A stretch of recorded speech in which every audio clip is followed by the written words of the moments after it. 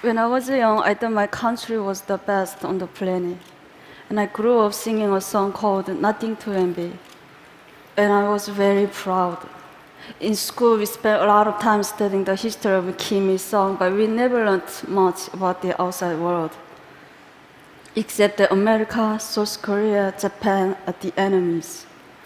Although I often wondered about the outside world, I thought I would spend the entire my life in North Korea until everything suddenly changed. When I was 7 years old, I saw my first public execution. But I thought my life in North Korea was normal. My family was not poor, and myself had never experienced hunger. But one day in 1995, my mom brought home a letter from a Caucasus sister. It read, "When you read this, our 5 family members will not exist in this world because we haven't eaten for the past week. We are lying on the floor together, and our bodies are so weak. We are waiting to die." I was so shocked. This was the first time I heard that people in my country were suffering. Soon after, when I was walking past the train station, I saw something terrible that still can't erase from my memory. A lifeless woman was lying on the ground, while an emaciated child in her arms just stared helplessly at his mother's face. But nobody helped them because they were so focused on taking care of themselves and their families. A huge famine hit North Korea in the mid-1990s. Ultimately, more than 1 million North Koreans died during the famine, and many only survived by eating grass, bugs, and tree bark. Power outages also become more and more frequent, so everything around me was completely dark at night, except for the sea of lights in China, just across the river from my home. I always wondered why they had lights, but we didn't. This is a satellite picture showing North Korea at night compared to neighbors. This is the Amno River, which serves as a part of the border between North Korea and China. As you can see, the river can be very narrow at certain points, allowing North Koreans to secretly cross. But many dying. Sometimes I saw dead bodies floating down the river. I can't reveal many details how I left North Korea, but I only can say that during darker years of the famine, I was sent to China to live with distant relatives. But I only thought that I would be separated from my family for a short time. I could have never imagined that it would take 14 years to live together. In China, it was hard living as a young girl without my family. I had no ideas what life was going to be like as North Korean refugees. But I soon learned it's not only extremely difficult, it's also very dangerous. Since North Korean refugees are considered in China as illegal migrants, so I was living in a constant fear that my identity could be revealed and I'd be repatriated to a horrible fate back in North Korea. One day, my worst nightmare came true when I was caught by the Chinese police and brought to the police station for interrogation.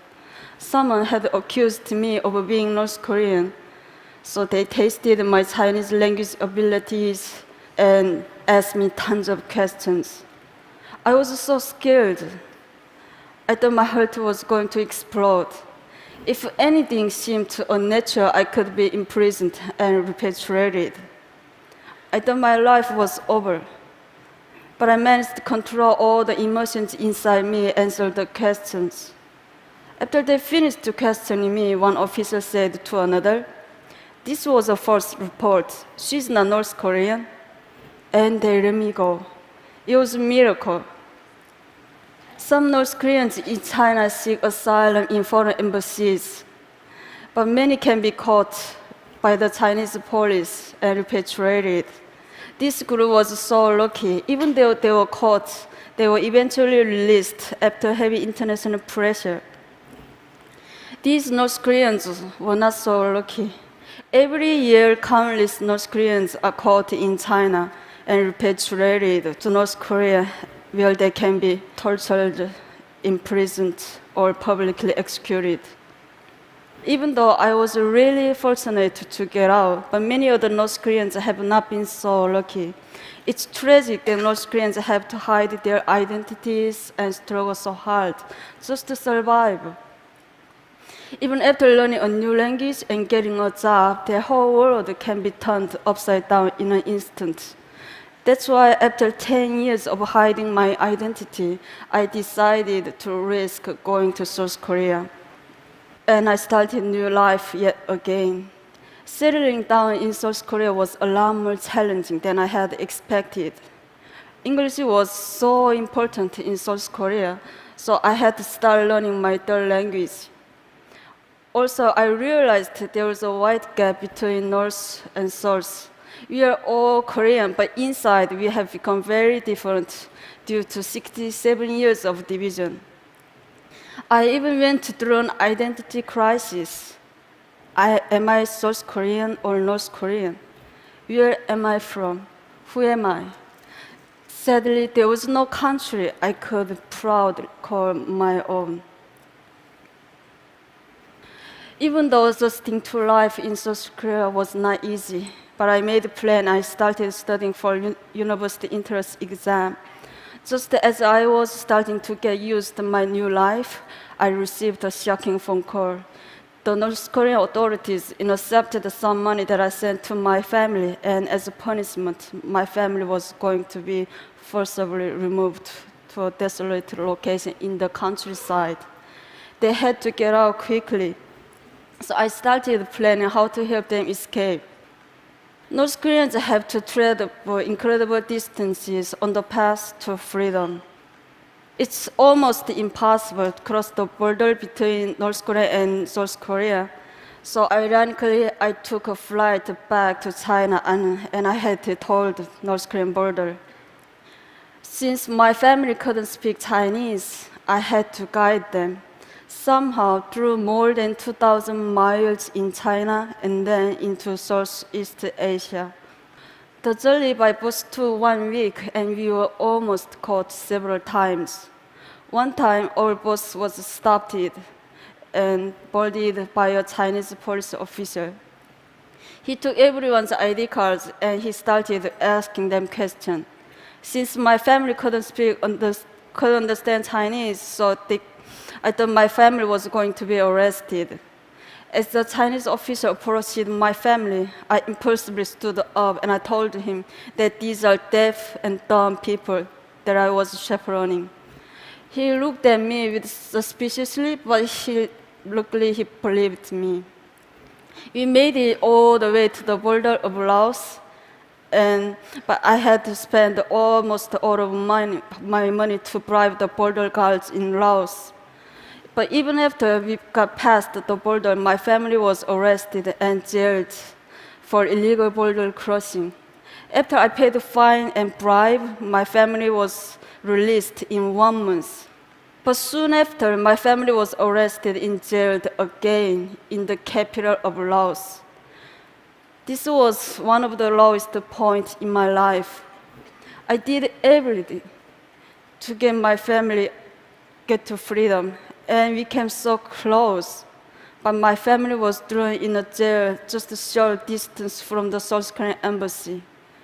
I went back and forth between the immigration office and the police station, desperately trying to get my family out. But I didn't have enough money to pay bribe or fine anymore.